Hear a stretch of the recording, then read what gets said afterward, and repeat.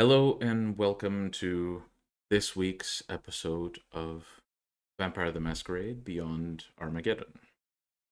Before we begin, a few announcements. First, um,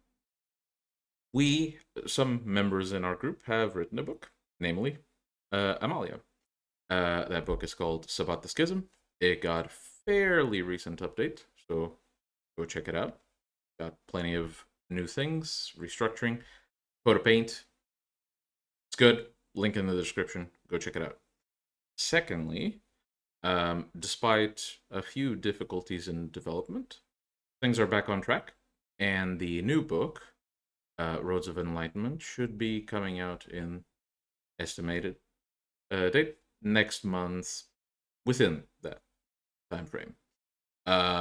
We will add it to the links in the description once it does come out. Next, we would like to thank RS Experiments, aka Mark. He's one of our former players and is responsible for creating and giving us the song for the intro, as well as all the music you hear during the waiting screens. If you like his stuff, you can find a link to his SoundCloud page below.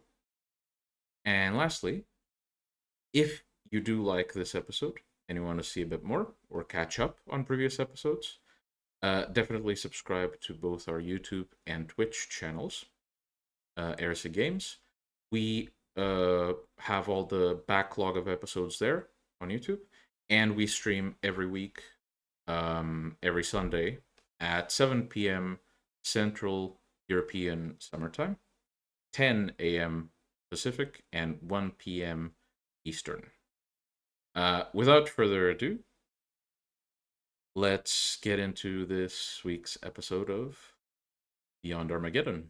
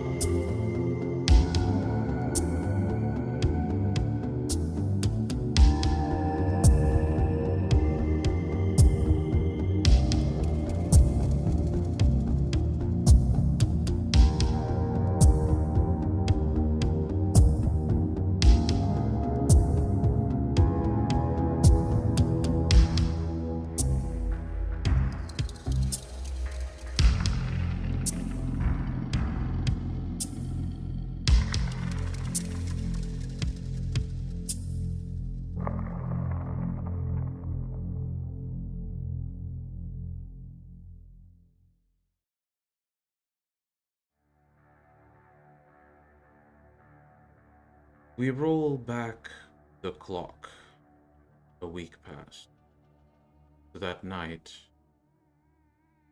where the Sabbat Santa Monica celebrated Palo Grande.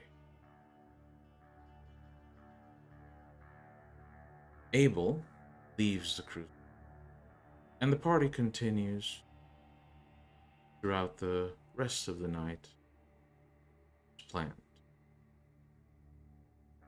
As things start to settle down, the visitors leave, and the Archbishop begins to make sure plans are underway to clean the potential mess that was left behind.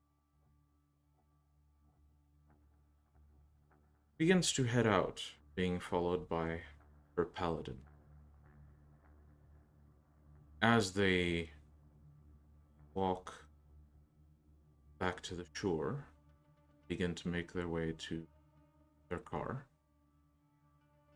certain sensation seems to creep into Iris's chest, almost like a twinge of anxiety that might be about to happen. Iris is familiar with how her premonition, her divination work, sometimes they can cause some effects, but this somehow feels different. As you look around, Iris, you notice that Olivia seems on edge. Wager feeling you're getting so affecting them. What's the matter?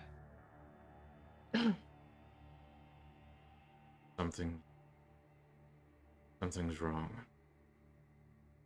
Yeah, I felt that too, but well, all the more to get to safety. I don't know. This feels familiar. This feels like what happened, William. Uh, uh, I basically sent a quick text to the group chat Mm-hmm. about basically checking in that whether they're all accounted for.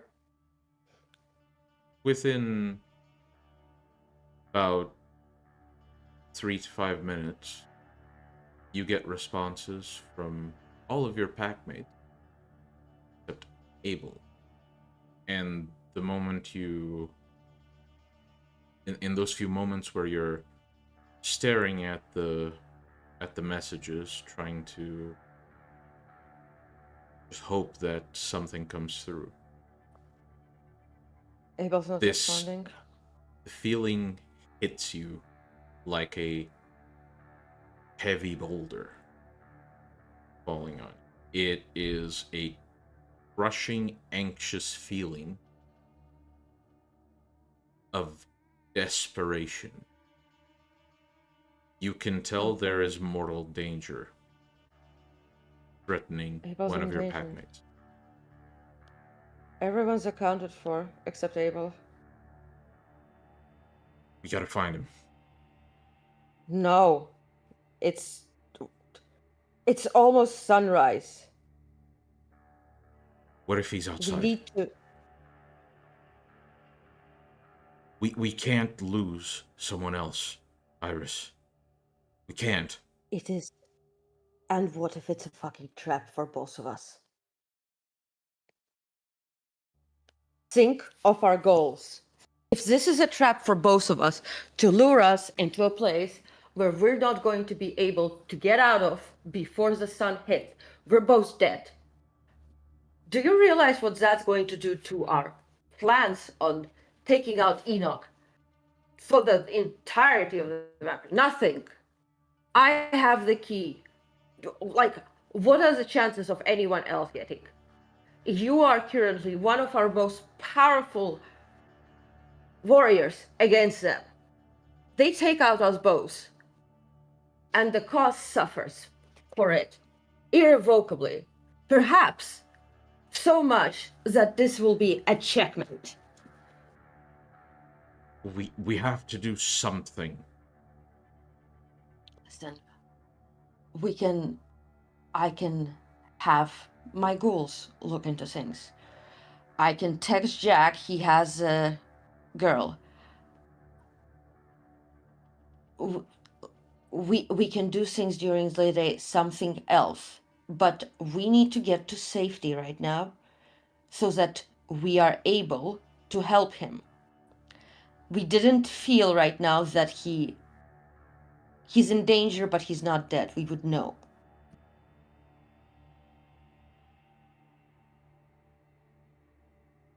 And I don't have time right now to use melange. Listen, we get to safety. If we have enough time, I'll even try to locate him. Take whatever calls you need. In the car, I'll drive us to the Haven. Right, First while you thing drive, tomorrow. I'll track. Right.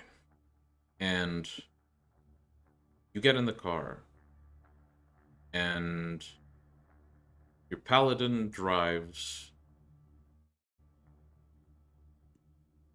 not not breaking the law on an emergency scale fast, but definitely pushes past the speed limit quite a bit. While he drives, I'm going to be basically trying to at least get a general sense of where Abel is. All right. Well, do you have the divination equipment with you other than the cards? Because you did. No. You're basically still in. I just need the crystals and remember I had the bag with like laptop and stuff, so which I took back. So Iris usually has like her tracking cards and stuff on hand. Okay, we'll say at least that you left it in the car. All right. Please make a roll and tell me what kind of divination you are performing. Tracking. Tracking. Pendulum So tracking. pendulum and map. Yes. 2, 3, 4, 5, 6, 7, 8. 1, 2, 3, 4. 8 to divine, 3 to interpret. All right. Before I give you your result, Iris, quick question. Are you devoting the little time you have left all to this divination? Yes. Right. So, you do find that he is within LA. And narrowing down the search as much as you can as you approach the Haven, you can spot that he is somewhere within the south area, Santa Monica. Okay. However, as you try to narrow it further, you just feel the car come to a stop, and Olivia basically gets out and tells you, "We're here. We gotta go in." Yeah. As I do that, I basically text Jack, and I tell him to. Which probably the first thing you see is like on it already. No. What I said, text to Jack, I tell him that Abel's location. Basically, I tell him Abel's location, and I ask you to use your computer Google to basically look through videos, cameras, etc. Like basically, like, basically give during the time where Abel should have arrived there, between the time of us mooring and stuff, and the sunrise. Basically, I ask her like so that she looks into like whether he appeared on any recordings. You write this message as you make your way into the building. And as you approach your place of rest, you notice that you are already starting to feel the weight of the rising sun. And it seems that Jack has read the message, or at least had the phone open when it came in, but does not respond immediately. In fact, no response comes through. And you know enough about the situation to know that it's probably because the sun is rising and torpor is imposed by the sun. You're muted. I know the situation, which is why I'm going to also implement Plan B and Plan C quickly. So Plan B is quickly messaging Marcus, was basically asking him through his connections, whatever, he probably has security companies or like contacts in those, to basically look through CCTV, like whatever, like in the area, like whether like Abel was seen anywhere, right? And he has met Abel, so he will know how he looks. And also, I mean, I know we haven't really tracked it, how much my test sorcery with the spirit has evolved, but I'm basically going to leave the laptop open and connected and tell it to basically, like, I don't know, try to do its best. Actually, since Well, it's now can like jump from the before this, yeah. without accounting for fortitude, please roll your stamina. Why? Because you are falling into torpor. I got 2 successes. All right. You get 2 actions, which means you can transfer 2 pieces of information, 2 commands, something like that, to anyone you can reach. Yeah, so the first one I told you, Marcus, right? Yeah, but what do you send to Marcus? Because you don't get to send all of that information in 2 turns of writing. So you have to pick your information. Okay, actually, then I'm gonna do it better. I'm gonna ask my textbird to help because it can do both the things that I want it to do, and it can also send a text to Marcus. All right. Because the connection is, spiritual and more like mental. All right. So quickly establishing the connection with the text spirit, I basically, I'm at home, so my phone and laptop are both connected. So first thing I ask it basically to send that text to Marcus, that of the location, and seeing if he can like see Abel between, within the time frame where Abel should have been there, arrived there or something, right? That's one command. And the second one, I want it to basically use my phone, use the internet, whatever, but probably use my phone maybe to see if it can make calls to Abel and see if it can track whatever. Basically find out more information through the technological networks. Okay, that's 2. Yep.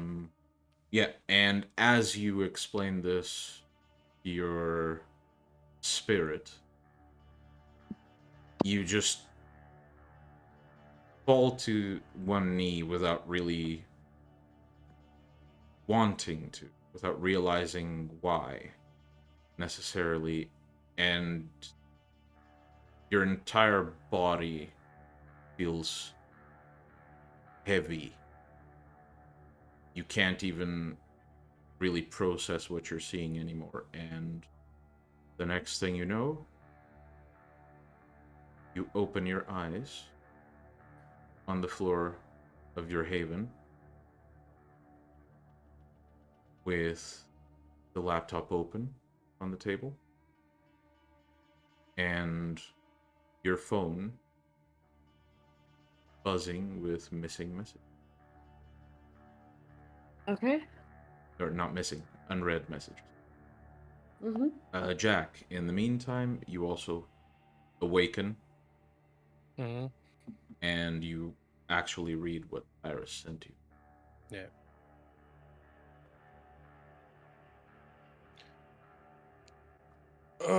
Yeah, I'll send a message to Vex and then I'll call Iris. Iris picks up. Well, Iris probably had already time to check all of her messages because my pass rating is 9. Mm-hmm. Yeah. Yeah, basically the messages are... You notice that some messages were sent from your phone, as if they were from you, but feel sort of dry. They're just like flat Nothing commands. New. Nothing new. And Marcus says, "You got it. Anything else?" And then a message comes after that. "Boss, is everything okay?" Another message. And it basically stops at some point around 9.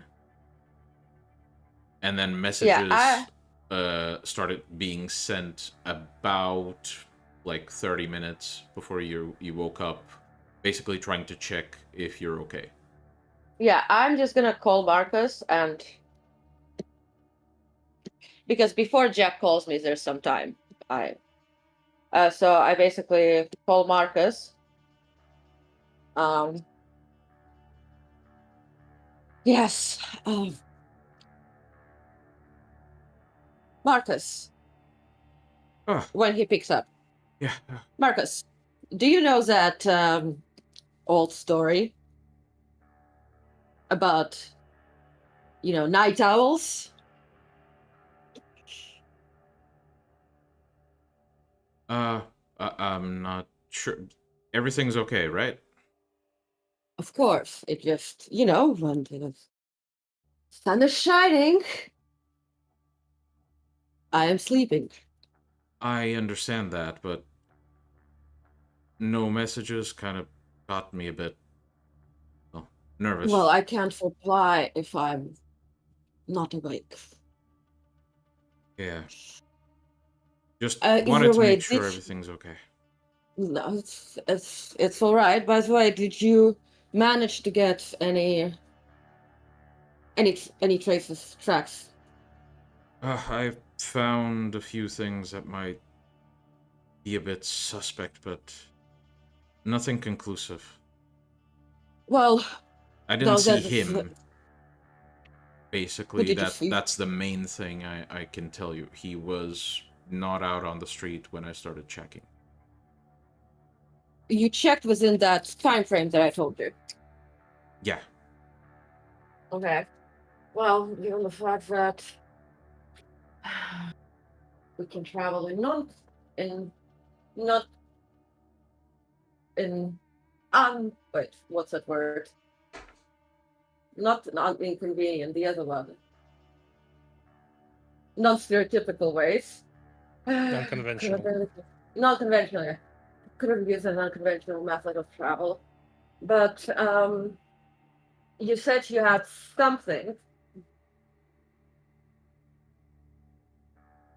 Or nothing at all. Well, I got some potential leads. There have been a few transportation trucks in the area moving around, but most of them were during the day. Mhm. Well, really well. And we can say that By the it's way, at this point Marcus. that you hear like a beeping of another call on the phone. Yeah. Uh, by the way, Marcus, for the future, we'll recent with that man. For the future, if someone approaches you and they already know my name and they wish for you to contact me, um, you can do it, okay? Um, in a normal means. All right? Obviously, don't go Yeah. blabbing, but yeah. I mean, it's just with the whole secrecy situation, I didn't want to. No, look, if he approaches and he knows who I am and all, and that you're connected to me, he knows there's like, what secrecy you're gonna have, right? I assume he said my name. Well, eventually he did. Well, just for reference. Uh, if they already know of our business dealings, then,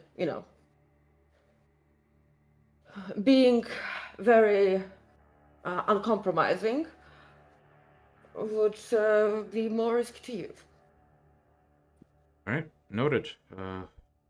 I mean, for the future, if you're interested, we can make you a double. Who'll be your, how to say, stand-in. That might be a bad idea for me. Okay. In my line of business, kind of matters if people know who you are. No, I meant literally we make your double. I make a double. Again, don't think that's a good idea, but I suppose that's a something to discuss.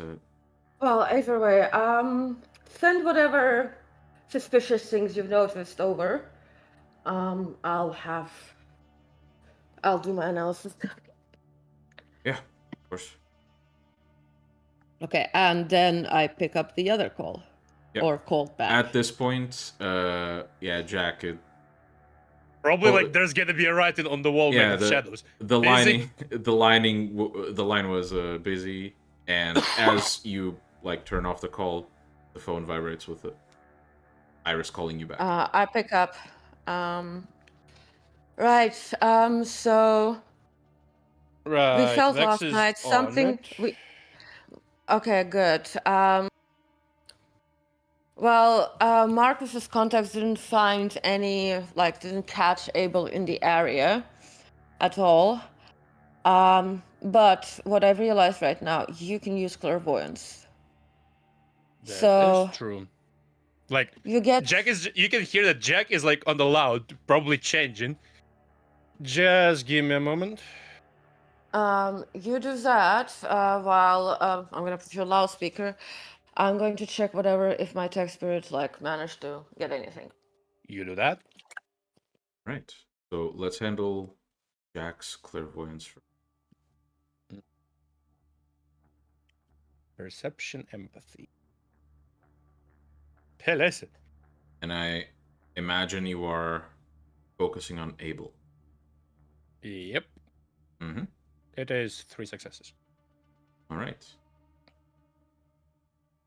You focus and you get this image in your mind of pitch black darkness. There's no...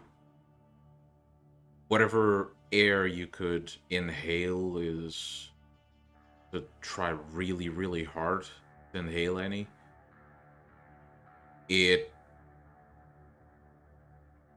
feels suffocatingly claustrophobic.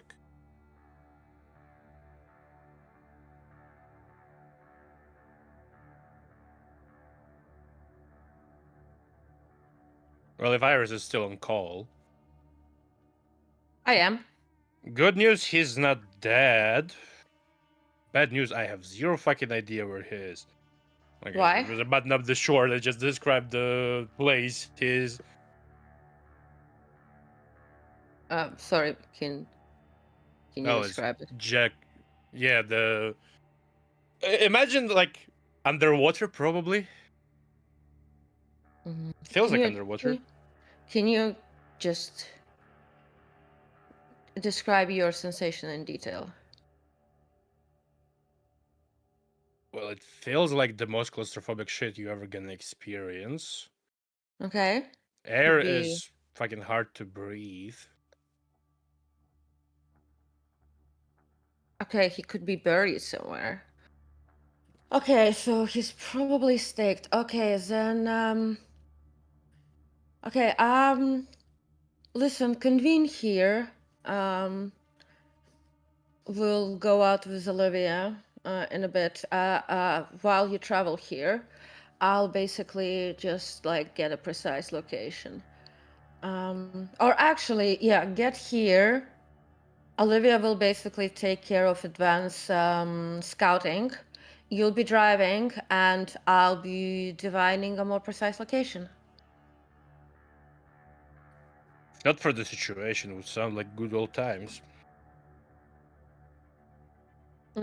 And basically, I'm going to prepare whatever I need to take with me. Right? I'm gonna give the ETA probably within 10 minutes, right? Yeah, you got a car and No. You're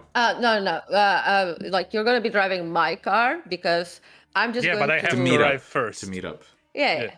To meet up, because I give the ETA. basically Iris is going to get already into the car that Jack will be driving and start the divination so that she doesn't waste time. All right. Well, Iris, as you turn off the call and you turn to update Olivia on the situation, Olivia is not in the room, and the window's open. I whisper to Olivia, listen, I'm going to be busy divining exact location. I'll need some heirs around the car because Jack will be driving. There will be nobody as skilled in aspects besides the two of us. So if this is a trap, I need you to travel with me. So please come back here because I'm already going to get into the car and start dividing. All of my focus will be on that. Right? You send out the whisper. And I basically about- just grab my stuff and go. Yeah, about 2-3 minutes later, when you exit the house to wait for your ride, you hear a whisper from Cecil, or from Olivia. I had a thought, checking a lead. Once I'm done, I'll meet with the two of you.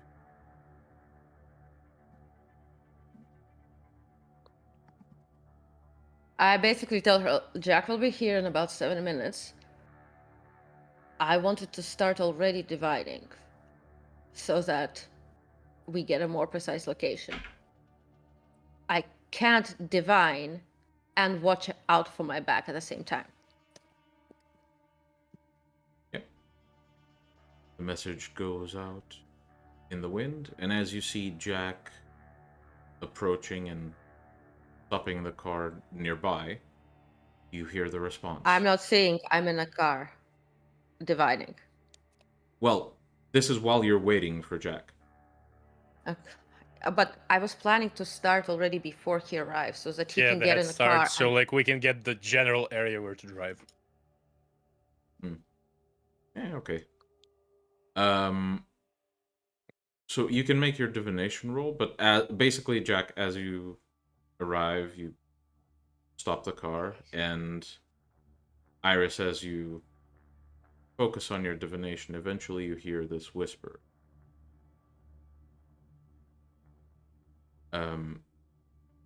I will join you in about 10 minutes, asking some questions at the church.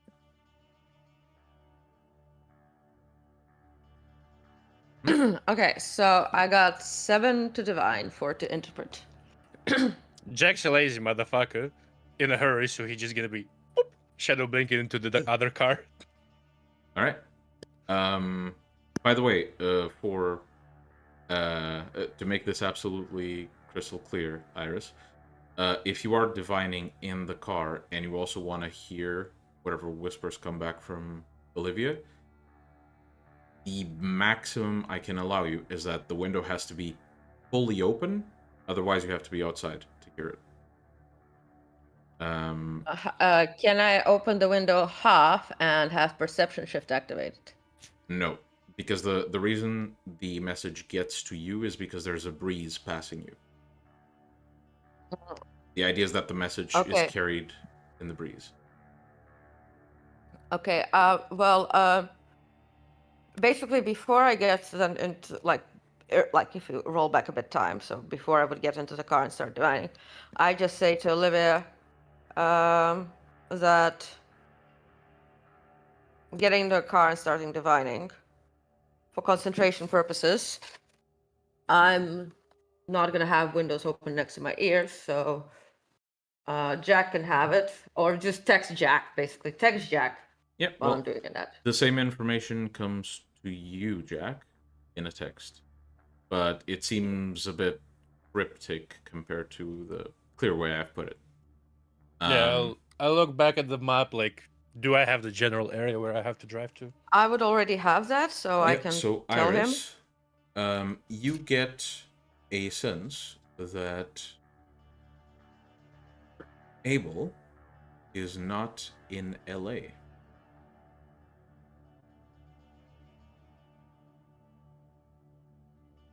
Fuck.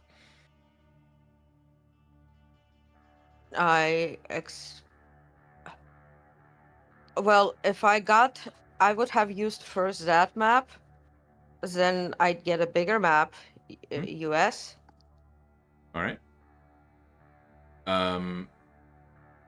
Well, actually, I'd probably just like, just to be sure, because knowing Talmahara and all, the first would be actually to go on a world map because it's a big one. Mm-hmm. So just to see if I get a ping. Well, you definitely with a world map, and I'll use the rest of your successes for this next one. You can tell that he's in America, and he's close enough to LA that you might reach it by car, but it's kind of hard to tell where. He's just not in LA. Okay, then I basically just since remember like that time I was dividing for the guy the location of that other person. Mm-hmm. That's like in my stacks of map for divination, so I just pulled that one out. Yeah, like probably California, Nevada, and other close by states. Yeah. So, this will require a second roll. Let me just check something.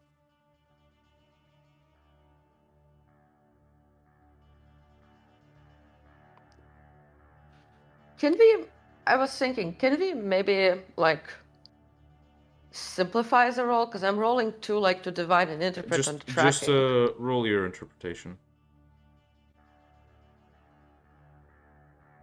Okay, let's see. 1, 2, 3, 4, 5.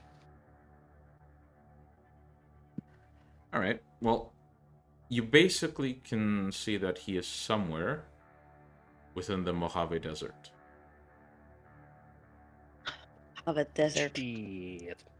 As Iris is divining, and you're sort of anxiously awaiting Jack, your phone buzzes, and it's a message from Olivia that says, "Come to the church. You need to see something." Okay. Okay. It is probably like decently close by. It wouldn't take you very long to drive there. But I still spend the rest of the time like basically trying to get a more precise pinpoint. By the way, have you been accounting that the difficulty goes up every time you divine? Even like assuming that, you it's 4 have. successes. Okay. Even like that, it's 4 successes. Okay. All right. So, I don't think you'll have enough time to get any like more accurate information as you go to the church. So, Jack, you make your way, like you drive your way to the church. Eventually, you stop the car nearby. And Olivia seems to be waiting in front of the church. Up the stairs, she's in the car, so keep an eye. Mm-hmm. That's to Olivia. Okay, so you basically go into the church Yeah, past Olivia like and just passing by Olivia, I just give that info. Okay. Well, Olivia leans in and says, "Have a look in the back room. Get in your way." Mm-hmm. Yep. And So I'll what I'll do is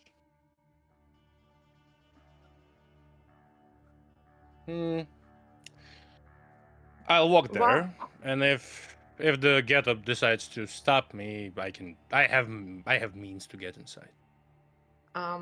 In the meanwhile, while he's doing that, I basically telepathically connect to Olivia and I say, my tracking brought to Mojave Desert. That's about 250 something kilometers.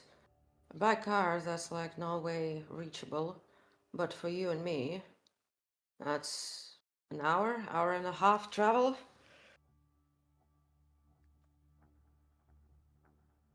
if it is indeed a One trap, way.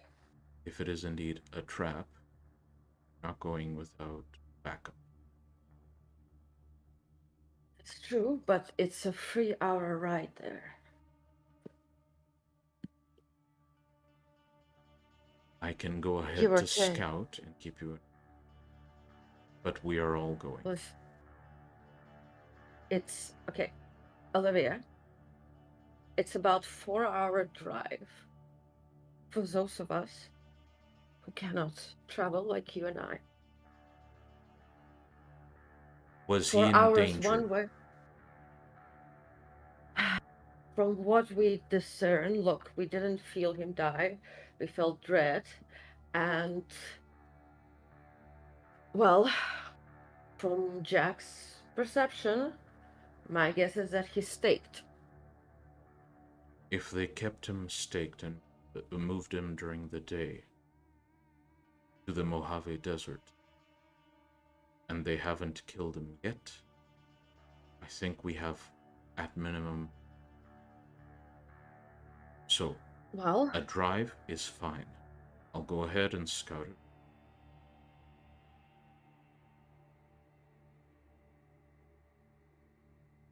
I don't want you to go ahead without us being close by. Because if you go out right now, it's gonna take me an hour to reach you if anything happens. So no. Fine, we'll wait with for Jack and decide then.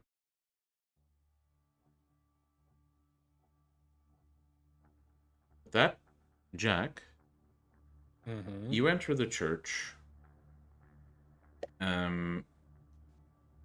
You do see a few of Ramon's La Sombra around, namely the nun, who seems to simply be sitting in one of the front pews. And as you pass, he looks to you and says, "Don't believe that Isaac can..." I don't believe it's not my right to check. Feel free. The door is locked, however. To get in, just don't.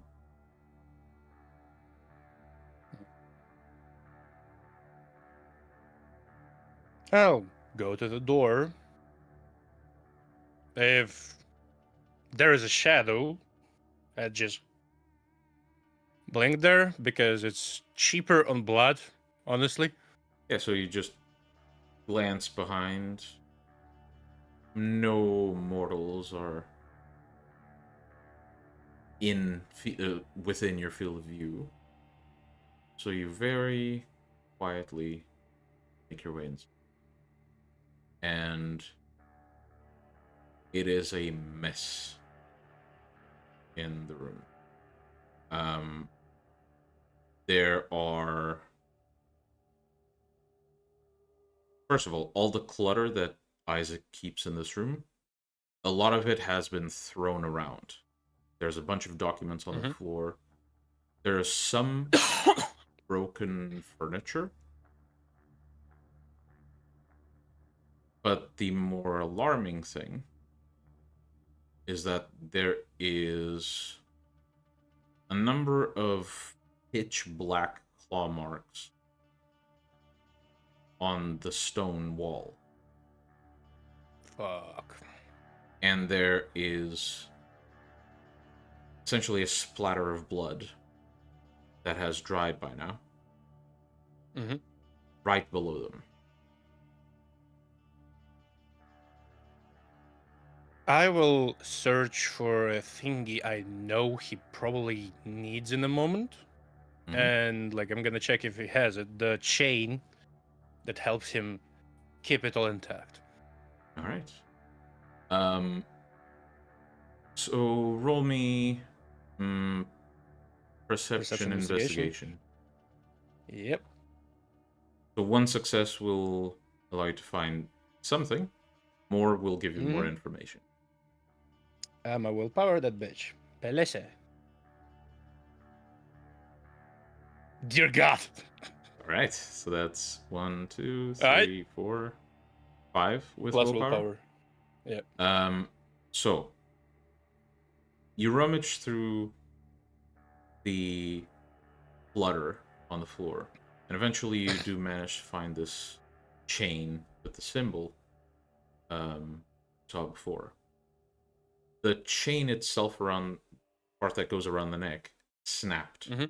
So you can tell that he was trying to use it,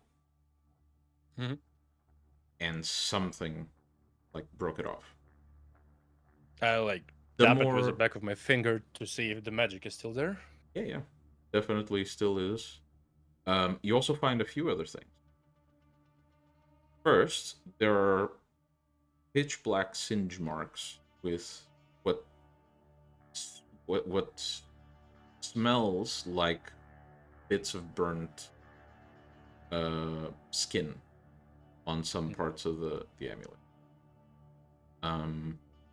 You'd wager from the shape of the amulet and where the singe marks are, he basically grabbed the thing and it seared some flesh off. And as you examine the amulet, you eventually also see something else. You look the floor to the clutter you just moved. And obviously the chair in front of his desk is shattered in the corner. The desk was thrown against a wall. But you notice after the fact that after you moved all the clutter, the floor has a very, very subtle, barely perceptible line in the shape of a square.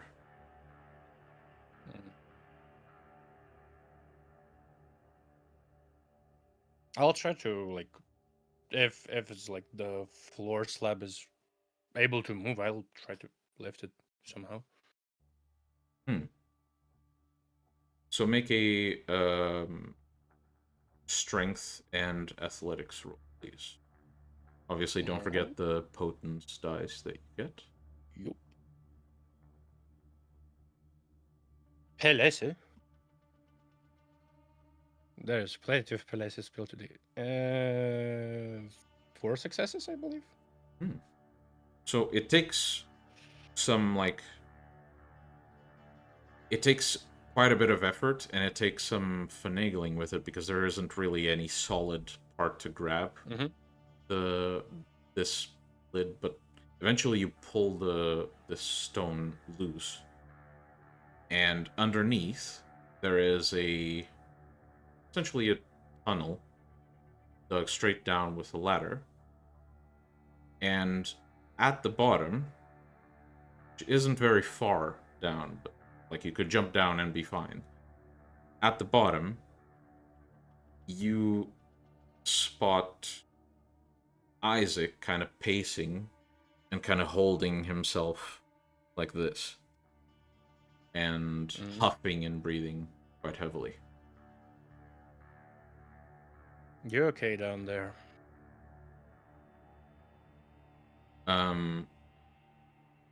He quickly darts out of view and says, "Who's there?" Jack. It's fine. Is it? Just don't come down here.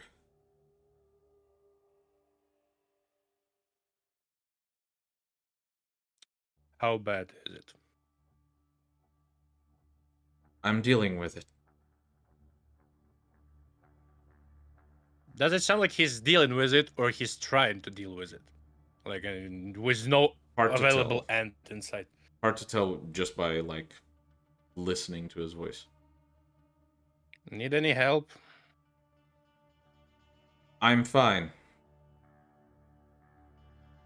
That probably sounds like a fucking lie. Obviously.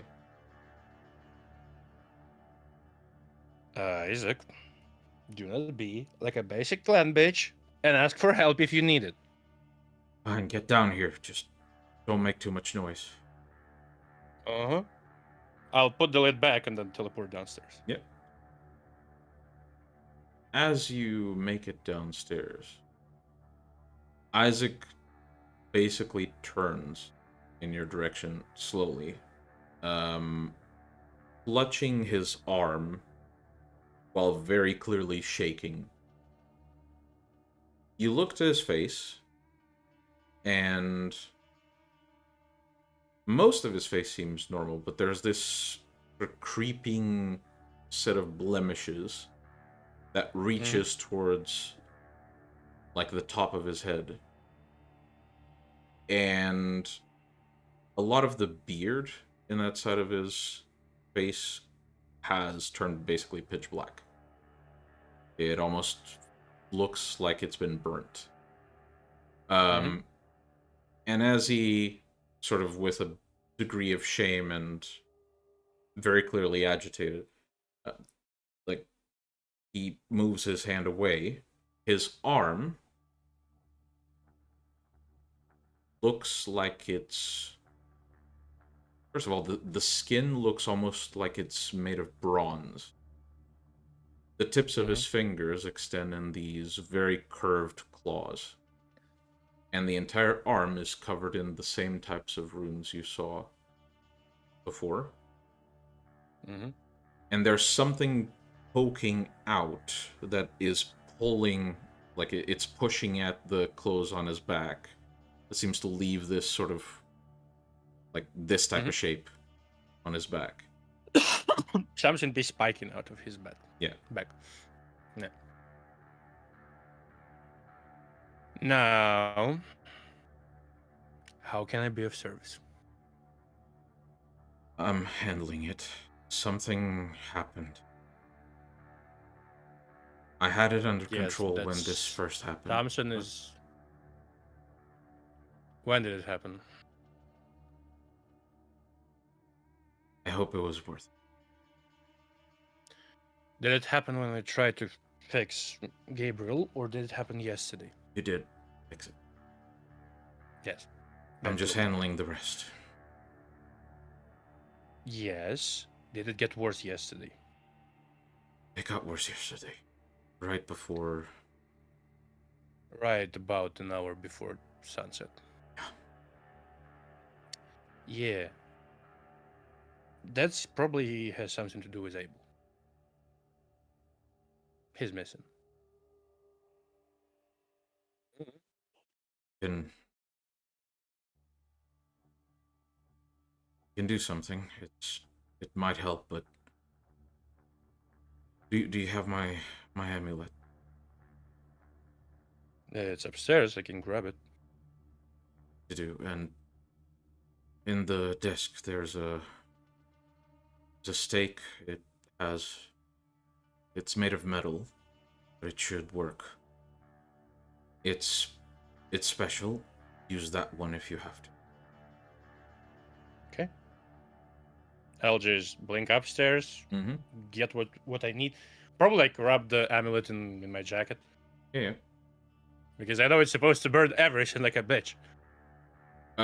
Actually, you would remember, because eidetic memory. Yeah. Isaac specifically Isaac mentioned that this specific ward is inverted, so it only affects him. Okay. Yeah. I'll grab the amulet, grab Yep. the stake, and The stake is teleport about downstairs. this long, Mm-hmm. and I need you to make a courage roll to grab it in the first place because it is silver. Shit! I'm not afraid of it. It's just like it's a bitch. yeah, you're right. You have the other thing. It's Beautiful. probably self-control. Yeah. Yeah, you succeeded anyway. Yeah, it you try your best to It like stinks. yeah. It's not pleasurable. Yeah. You head down and Isaac basically you look to him and he seems to be with his good hand basically scrawling something on the dirt wall. Mm-hmm. Then he looks to you and says, "Right. I'm going to make sure you can at least get to him swiftly. I'm going to make sure that whatever happens, the other side of him doesn't do anything to interfere. Whoever is responsible for this won't be able to do this to you. Mm-hmm. If something bad happens to me, I need you to jam that stake in my..."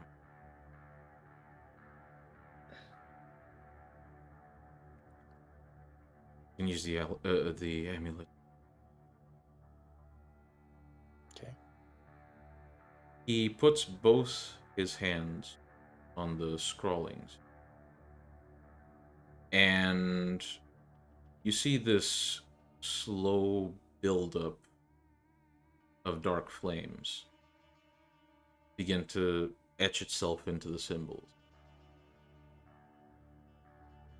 And as soon as he's done, it doesn't take very long. As soon as he's done, he seems to hurl onto the floor, holding, like, basically clutching the side of his head. And you then notice, when he turns, and with sort of a half smile says, "It's done. Should be able to just step in." As he turns his head to tell you this, you notice there's this, basically his skull has split, and there's this horn sticking out.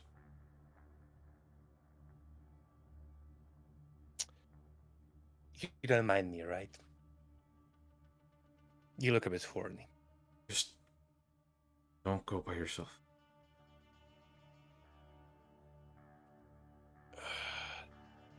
Have a beautiful rest. I will try to, like, not like sadistically, but just so he doesn't suffer physically.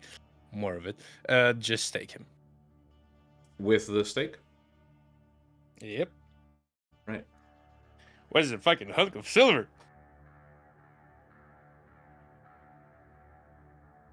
Alright. So you stake him. Not only does he, like,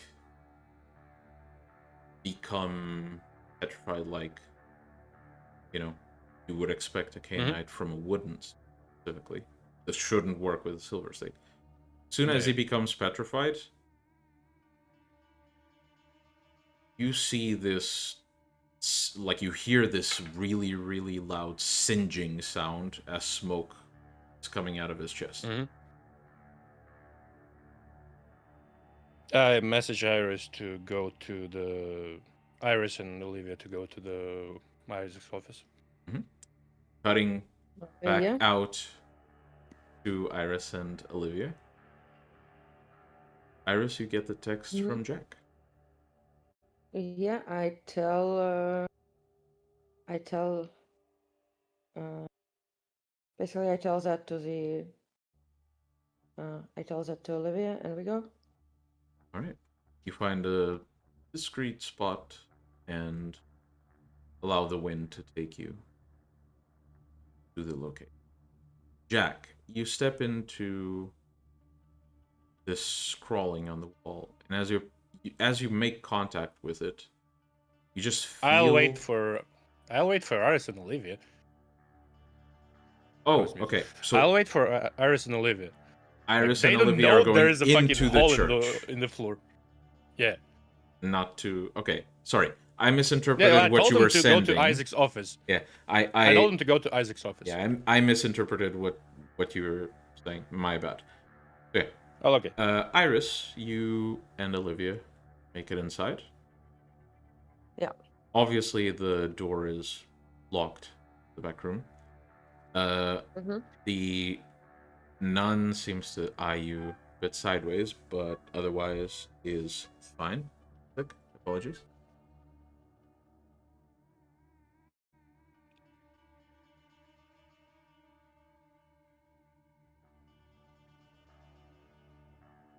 Oh, okay.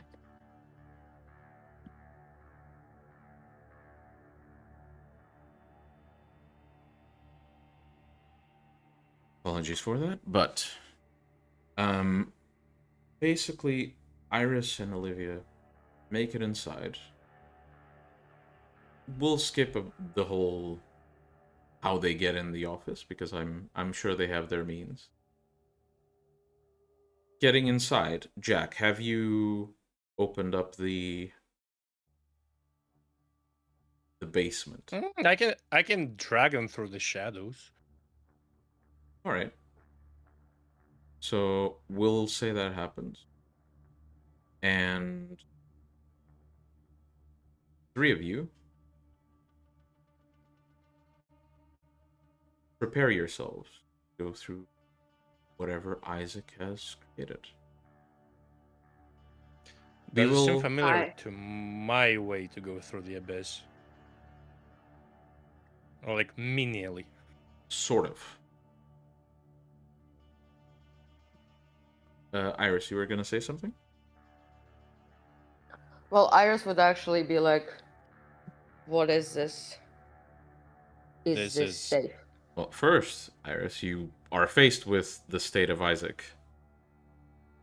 And why is he like that? Because he asked me to do that. Just so Why? he's safe. Because so just we are safe and he is safe. What do you mean by that? He's not supposed to be horny, is he? I see.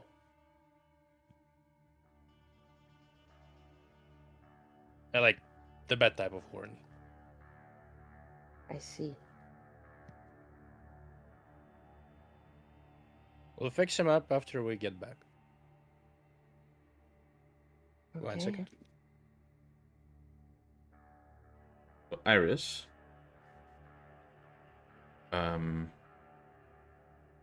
While we deal with all of these slight interruptions, Iris, would you kindly roll int occult while looking at the? Well, I'll give you the option. Do you want to roll it in regards to Isaac or the scrollings on the wall? Scrollings on the wall. Mm-hmm. Does Booksmart apply? Booksmart applies, but the difficulty also goes up a little. Not too much. Yeah, that definitely will succeed. Just because you are not well versed in Daemonian. You know. Okay, is it difficulty 7? Well, it would be difficulty 8, but that's still 3 successes. Okay, 3 successes. So you can tell by not by the symbols themselves, because, you know, these are symbols that you're not quite familiar with. But definitely the disposition of the symbols means that this is a ritual similar to others you know exist, that is meant to link a spot to an entity.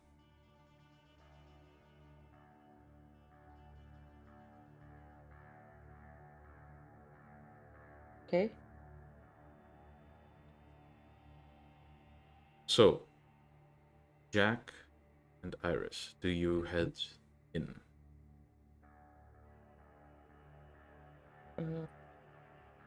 Yes. I mean, do we have it? We kinda do, but we kinda don't.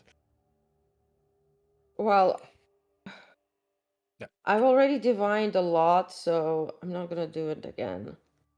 Mm-hmm. I basically just look to Olivia and say, well, Paladin, it's up to you whether you think this risk of the unknown is worth it.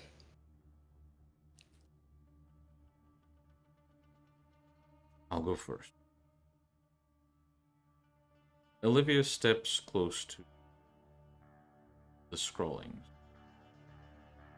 And as you raise their hand and place it against the wall, it's almost like you don't realize how or why, but you sort of lose sight of where the hand is than where the arm is. Mm-hmm. And before you know it, without really understanding, like, fully that Olivia's gone, Olivia vanishes. See you on the other side and check, like, you walk into the fucking unknown.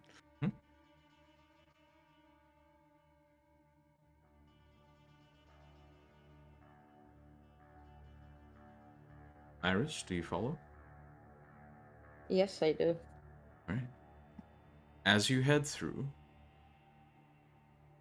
you almost feel like you float through absolute nothingness. There's no air. You don't feel like you're falling.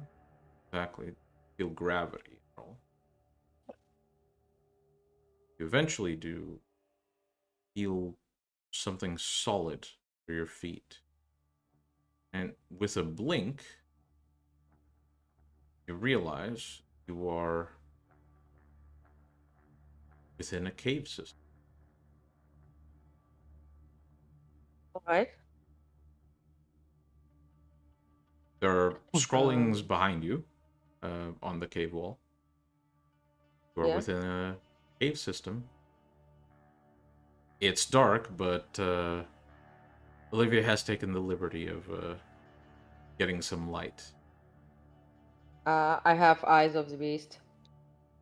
That's fine. You also see, you basically see a bit better in the dark than the others. But the cave is it's quite expansive. And I'd like both of you to roll perception and alertness. Okay. Do not stop invoking Uh, Pelesi until it doesn't. I'm going to have like ear. For hearing, I'd like to have Auspex. Mm-hmm.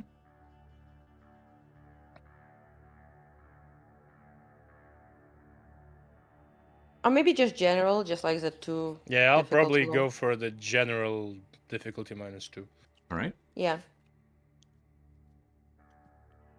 3, 4, 5, 6, 7, 8. 7 successes. Dear God. Dear God. All right.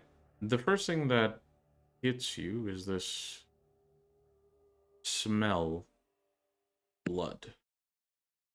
Hard to tell if it's Cainite vitae or blood by all the mineral scent in the air. But definitely there is some blood in this cave. And you look around, and eventually you do see that despite most of the cave, like all the cave being solid rock, there is a mound that has been left in a specific spot cave. It doesn't feel like it's by accident because it's all piled up in one area. And it's a mound of ashes. And the ashes at the bottom seem to be stained or caked in blood.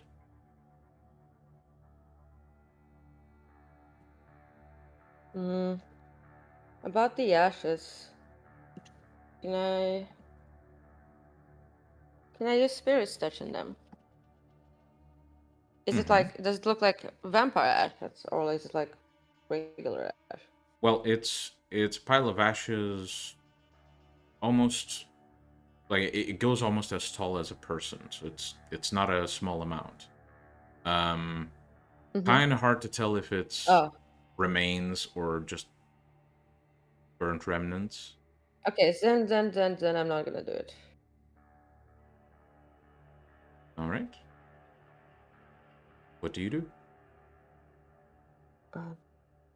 Well, Jack, lead the way. This is a bit more to your knowledge. Hardly, but can I try to clairvoyance on Abel again, and like if I spot like us from the other perspective? I won't have you roll for it. The result is pretty much the same as before, only this time you can hear muffled sounds around. Kind of hard to tell what they are.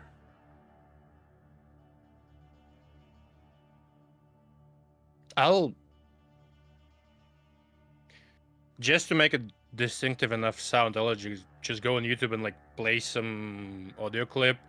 You don't like, have any. make it. You don't have any signal No internet. under like in this cave. Shit.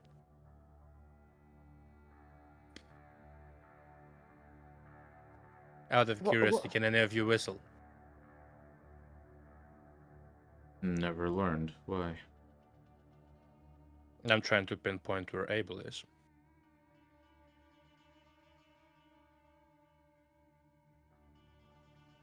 Olivia basically starts like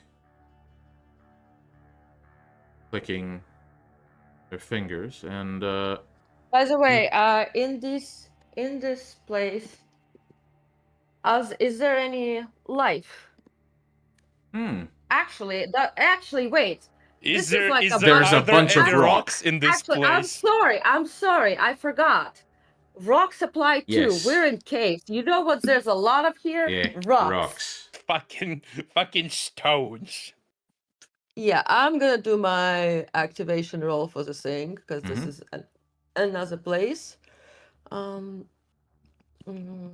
sight of Iris furiously munching dirt, blood, and fucking bones of birds. No, I don't need to do that for that. Well, I'm pretty sure for that Technic- power you have to. well, technically, I guess whatever's like here, like ground and stuff, I just grab it. Yeah. Okay. Well, you have a bit of a difficult time just trying to swallow a bunch of pebbles, basically. Oh no, it just can be just dry sand and stuff. Okay, so it's like 1, 2, 3, 4, 5, 6. 4 successes. So that's gonna last. Plenty. Enough. Yeah. So Actually, no, that's 5 successes. Yeah. Isn't it like a year? No, 1 month. Plenty. So, while this doesn't give you more information than you have on the ashes, it does tell you something, Iris. Your perception extends through the earth, and you realize just how far underground you are. Yeah, it's a 16 kilometers radius sphere. So You basically catch a little bit of a glimpse from some vegetation on the surface in one spot. We're about 16 kilometers underground. That's one.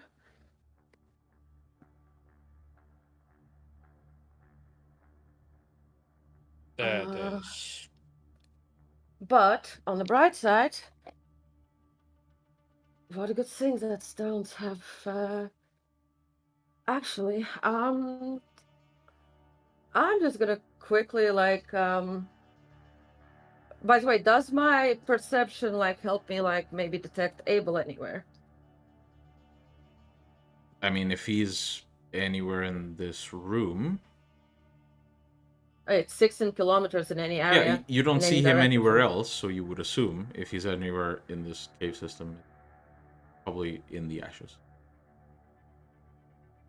If he's in here. We would have felt him die. Do you mean buried in the ashes? The pile of ashes, Yeah. I will state this again, the pile of ashes is not a small pile of ashes. It is about as tall as a person. Like, it goes as tall as a person. I see.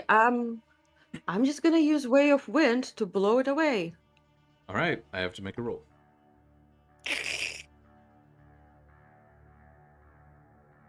Gas. Check. Presumably, all hell is gonna break loose. The pun is very much intended.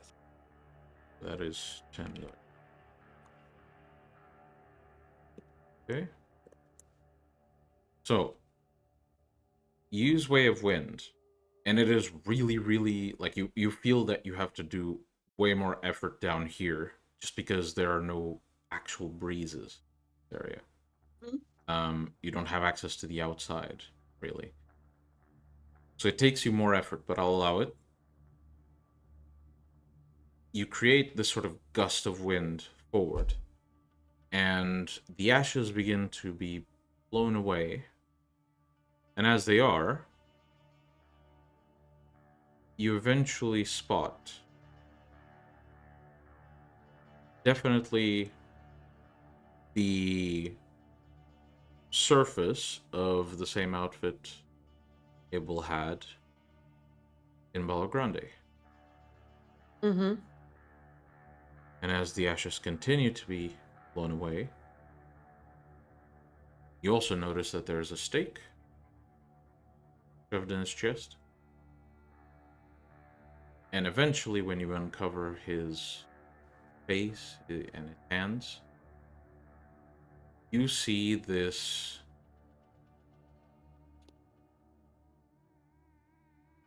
husk of a person. Husk of a Yeah. person? It looks almost like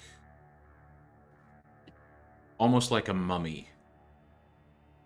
Like he's that drained of. He looks like he's been dried out.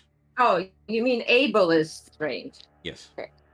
I thought Abel was holding somebody. No. He looks that way.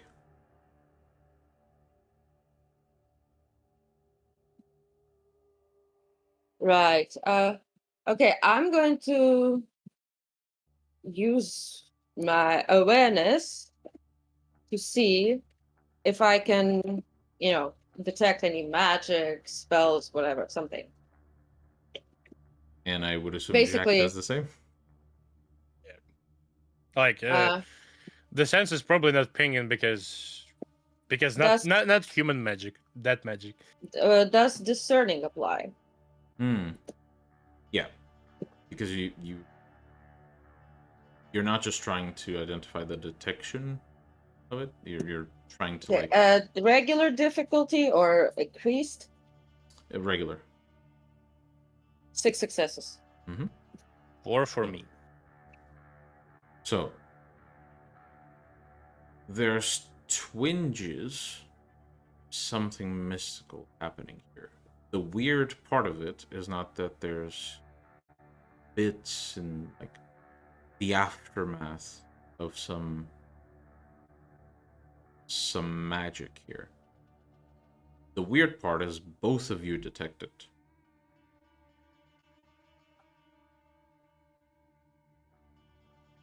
Then what is the weird part? Well, both of The you weird part detect is it, that we both detected it. which means since Iris can detect Cainite only, and you can detect through this method only non-Cainite, both of you are detecting the same thing.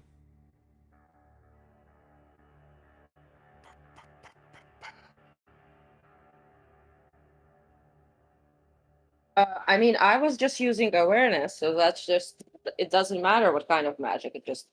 There's something there, but the thing is, you wouldn't be able to like. Yeah, For I example, wouldn't be able to tell. Yeah. So I get it, we're not touching him. Yeah, but we can't stay here and we should move out of here.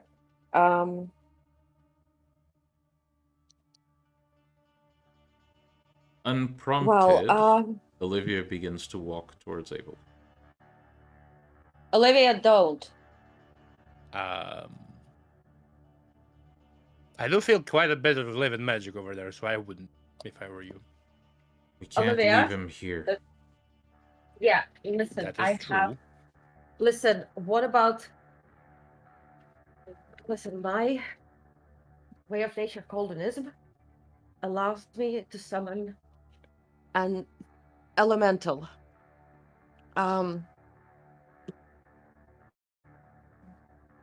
We could. Let's just get to the surface first. I could summon an elemental of earth. That they could help us to get to the surface with Abel. Just move this whole like area up. I've seen what's above. It's not, there's nothing there. So how about we do that? It's safer. Fine, but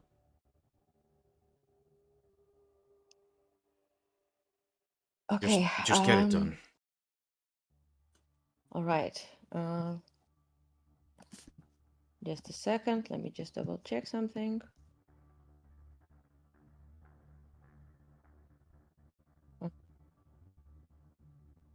Okay, so I'm gonna be so I'm gonna be spending a willpower point for this. And where is my that? So that's 11 dice. That's gonna be okay. Pelese. Pelese.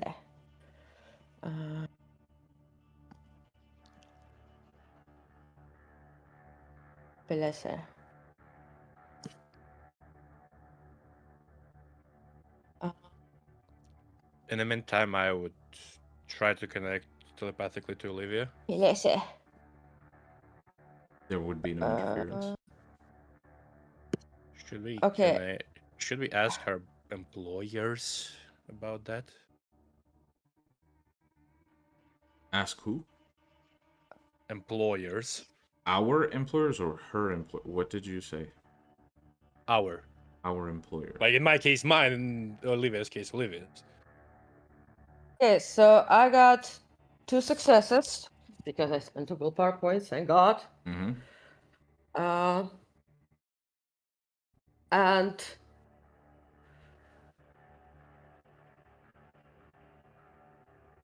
yeah, so actually I have only 1 success because yeah.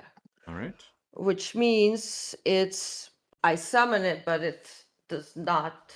It's like I'd have to convince it. Mm-hmm. Before we handle aid that, me. Jack, in response to what you said, Mm-hmm. Olivia just says, if they had anything to contribute, or they needed to be aware of this, be sure. Also true. Iris, you sense that there's a presence manifests when you call for. Doesn't seem to be very. You don't sense that usual link you feel when the spirits are amicable, but it is there. Mm-hmm. Well, since I did summon it, right? And this is like not the usual like regular. This is like elemental like stuff. So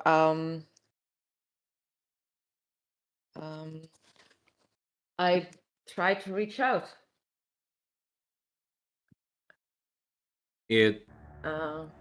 How do you reach out? Can you describe? Well, the way I usually like talk with like earth spirits, right? But I approach it more respectfully.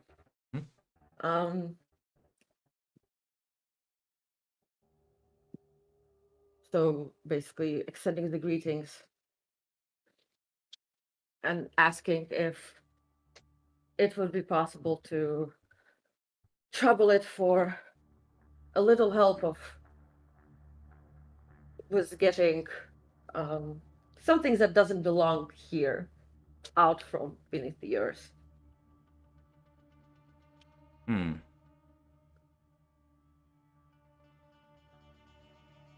Basically, I'm trying to do the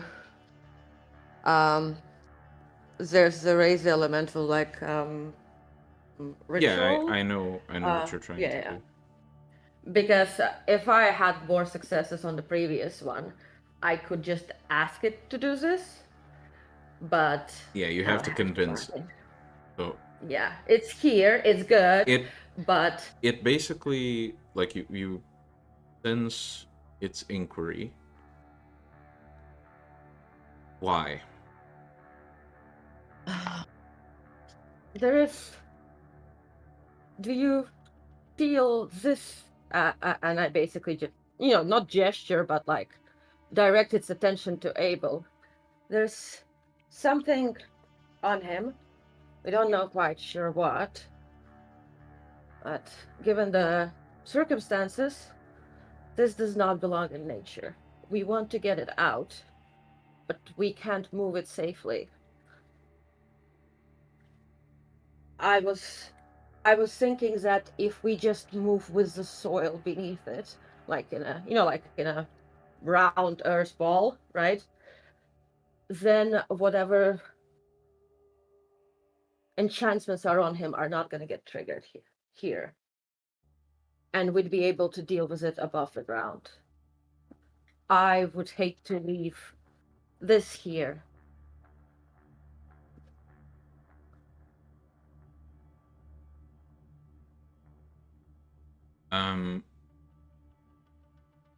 The spirit seems to be aware of what you're saying.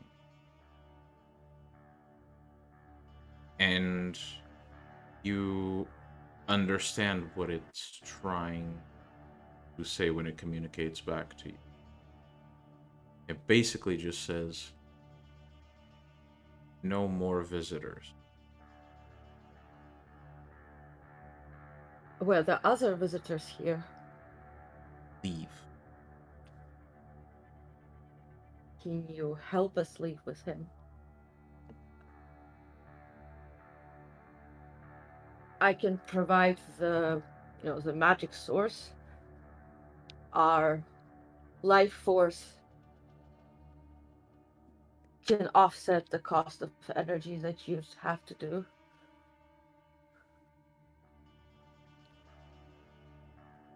The spirit seems to refer to the wall behind you when it says, you make scars.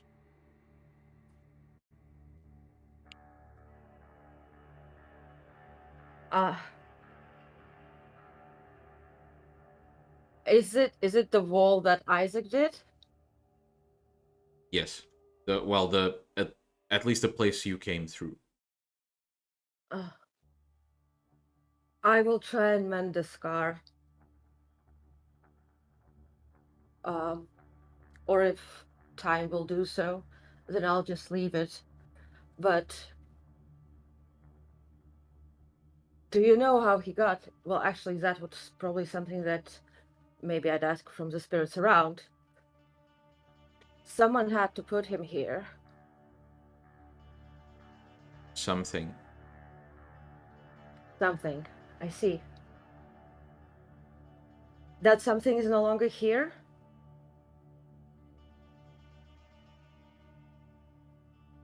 No. Iris, could you please roll perception empathy?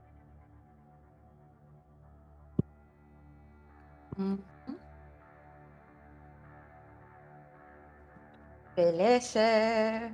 1, 2, 3, 4, 5. 4 successes. Okay.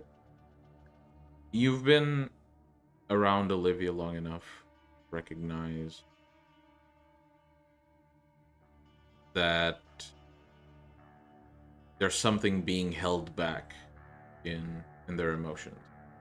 And you notice that Jack seems to watch Olivia with care, and they're exchanging like knowing glances to some extent.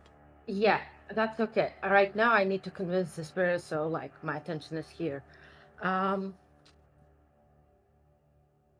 If you know anything or whatever you perceived of that something, and you can let me know, then if you help us out to take him and all that out, we will be able to hunt that something down and make sure it no longer comes here. No more visitors? No more visitors of that kind. But we need to know what brought him here, and we need to get him out of here. And I alone won't be able to do that with the normal earth spirits. That's why I beseech your help.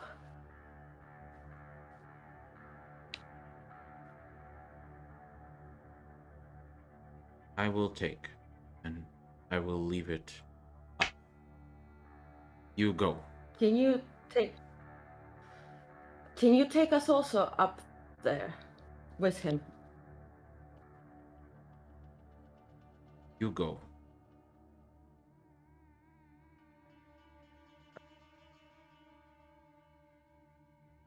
We just don't know where he is right now. Can at least one of us go there? Me. The others will leave. It just somebody needs to be there with him. Olivia places their hand on your shoulder and says, I think you should leave. Oh, right. Well, If we it should helps, leave. I have a way to get him to the I'll haven handle it. safely. I'll handle it. Both of you go. You? How?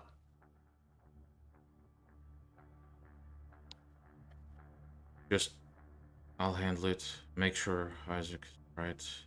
And I'll bring him to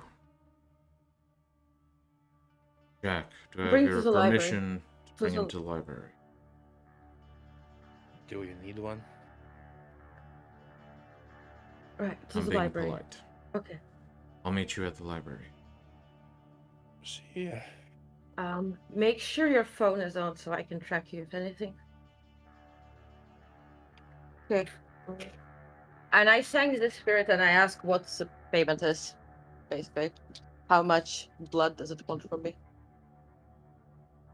I'll take care of payment. I'm the one who made the deal, so I need to pay.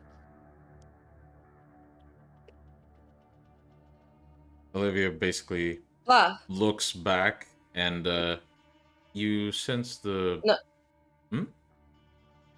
no, the point is actually, you forget also another thing.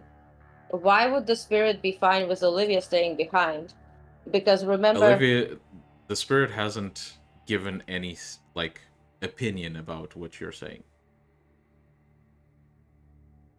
Like, this He was just conversation... literally telling us to get the fuck out.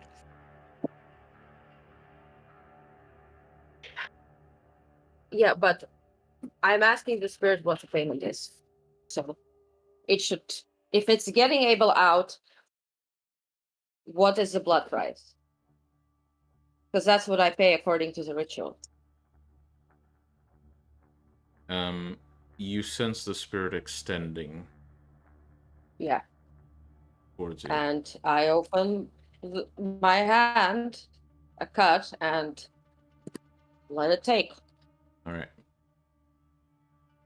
It will attempt to take 5 blood points. Yeah, I give it.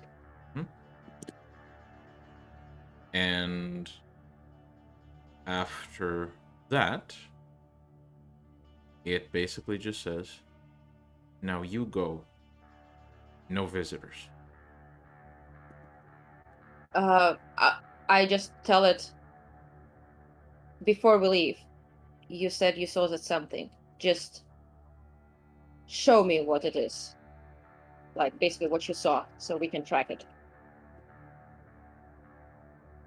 Like whatever brought Abel here, remember? You leave. Deal is done. Go. Okay, fine. I go back. Yeah.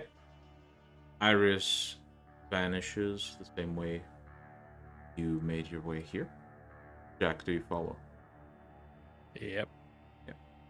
As you do, Olivia just looks to you with a frown. Me? Yes, as you leave. Okay. As both of you here in the church, Olivia turns to the spirit and simply says, "You're going to." And that is where we will take a short break. About 15 minutes. We'll be back very soon. And yeah, see you guys soon.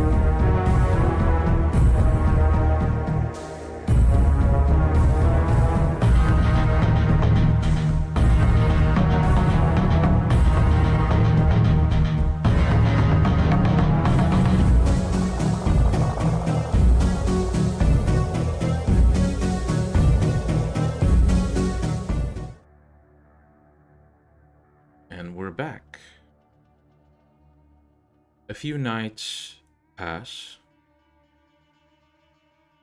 as Jack prepares the library to host his new guest and slowly work on fixing problems that have been plaguing his packmate. In the meantime, he reaches out to arrange a meeting with another local Timisi. We join Jack as he exits his car, parked nearby Bogdan's mansion in the north Santa Monica. As you approach, you see the mansion as it was before, only this time, as usual, when Bogdan expects guests, one of his servants, one of the servants you do recognize, waits for you at the front door. He gives you a deep bow as you approach, and he opens the door, allowing you inside.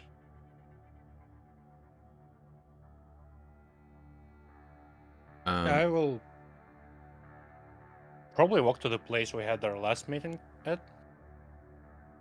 I probably just don't know the layout of the mansion. Well, once you go inside, the servant closes the door behind you and guides you to the place where you are having this meeting. And there, awaiting, sat on one of these large red chairs, is Bogdan, who looks a bit not too different, but some things in his face have changed. It's clear he often performs different modifications, and while this time it wasn't anything extreme, you do notice that his eyes are a bit off of where they were like last time. Maybe the nose slits are larger, pulling back a bit further. Maybe his chin seems a bit more pointed than before. He stands as you approach, gives a slight bow, as I'm sure you bow first. Yeah, I return, or if I have to first, yeah. And he offers you a seat. And I will take one. So, you wanted to speak. Yes. If I recall correctly, your mages didn't go as far as we would like with the ring from Spain.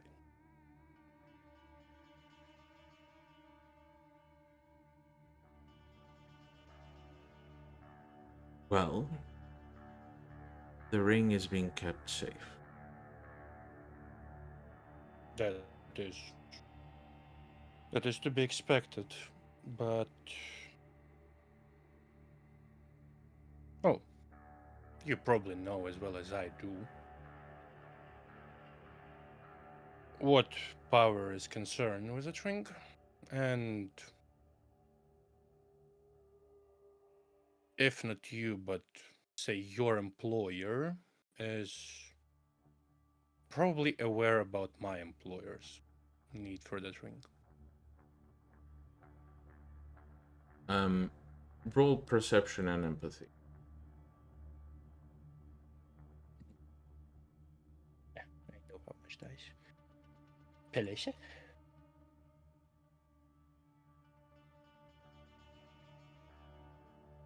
Still works.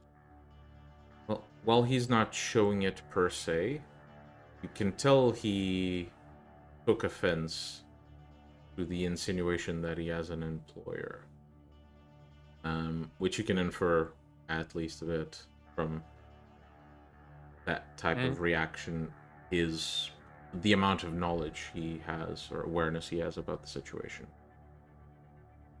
He then leans back and says, I'm afraid I don't quite understand what you mean. I only know that the ring is precious to your clan, and that Ramon himself specifically is drawn to. He craves it. As per our agreement, I've arranged for the ring to remain safe. That is true. Well, you probably know the story of the clan and how plenty crave the power. Indeed. Once my cousins decide it is appropriate, as we agreed, you will be allowed to examine them under supervision. We wouldn't want anything bad to happen to one of the city's bishops.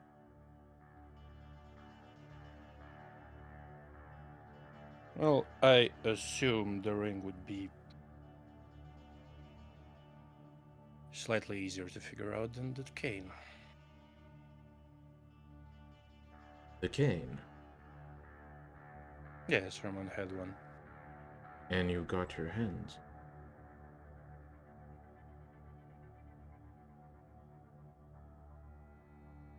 Last I saw the man, he had a cane.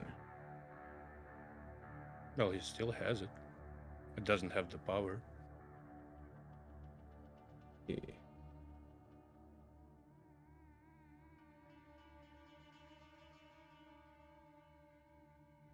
Perhaps I will share this information with our associates, and they can investigate new ways of dealing with this.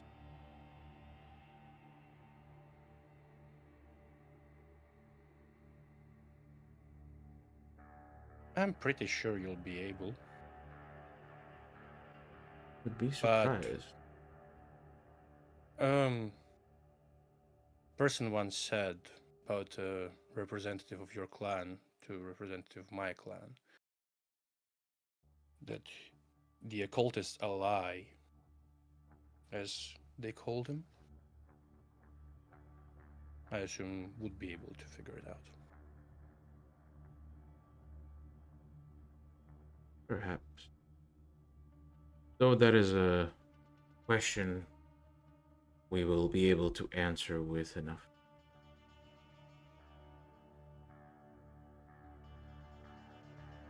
If only that representative would be a bit more patient. If I may ask, what has brought this topic conversation?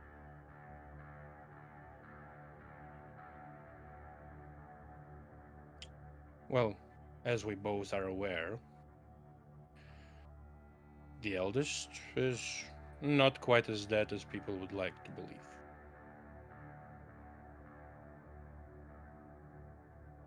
I'm not sure what you mean.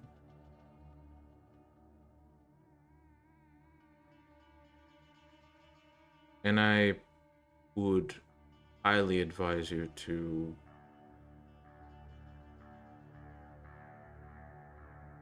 watch what you say.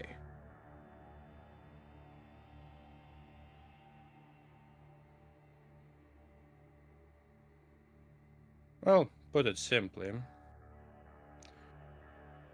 somebody wants that ring,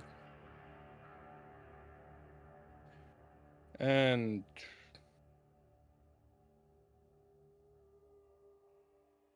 they are rather impatient about it.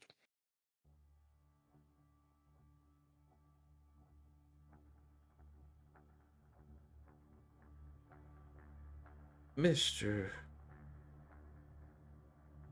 Bishop Jack. These revelations are somewhat disturbing. I would therefore suggest that we postpone your examination of the ring until we are all informed of the implication of that examination. Properly informed. I can probably tell you what's gonna happen. The power would get consumed. I might kick the bucket, might not. Consumed by who?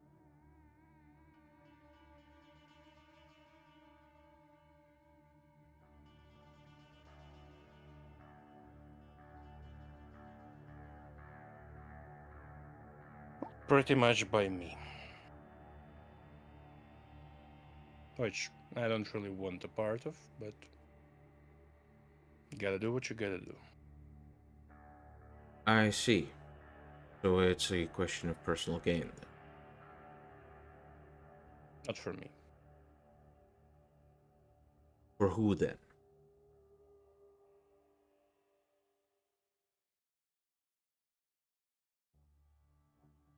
Because you have mentioned the antediluvian of my bloodline. And as you know, our sect has a very, very specific doctrine. We have a mission in our crusade. We do.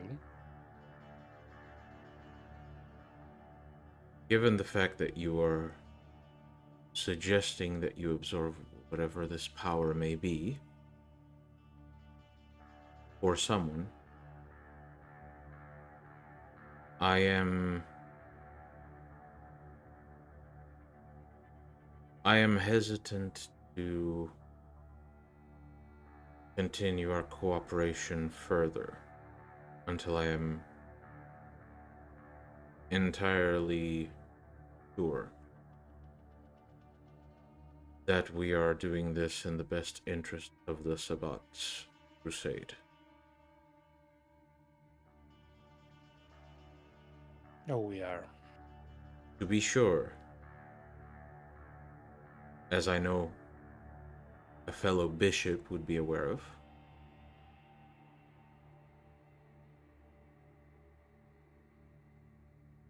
my antediluvian is either dead or will be dead once it is found. Hard to say with the ancients of each clan if they are truly dead. Last I heard, the antediluvian of your clan has already been given the final death.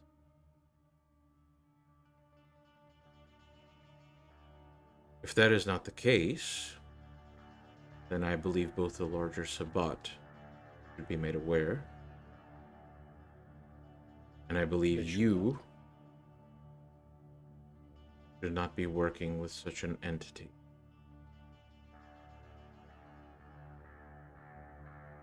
If that is indeed what you are insinuating.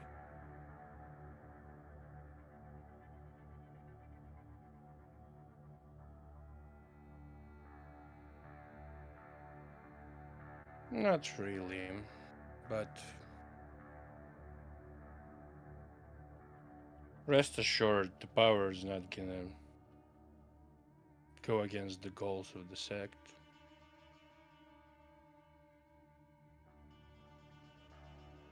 Like it might go with Ramon.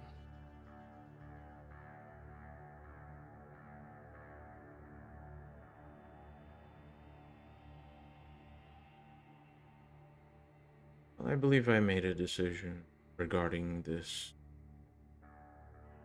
so coveted ring. I invite you to make your way out. I have some messages to relay.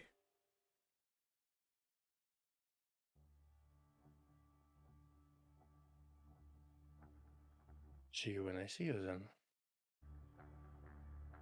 I'll give him a polite bow and be on my way out.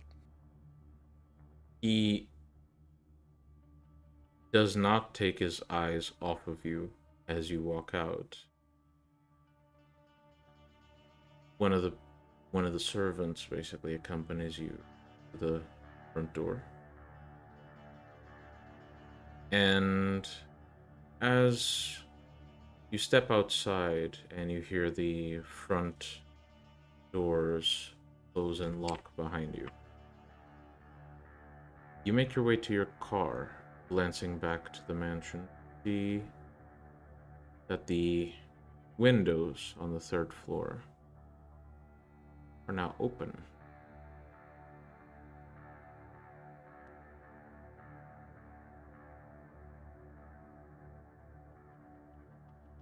Very well.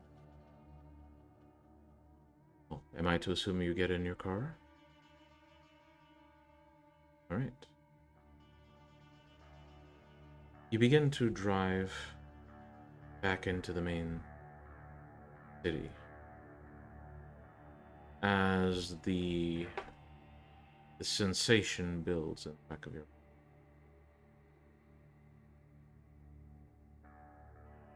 You don't look, but you sense a presence next to you, watching you.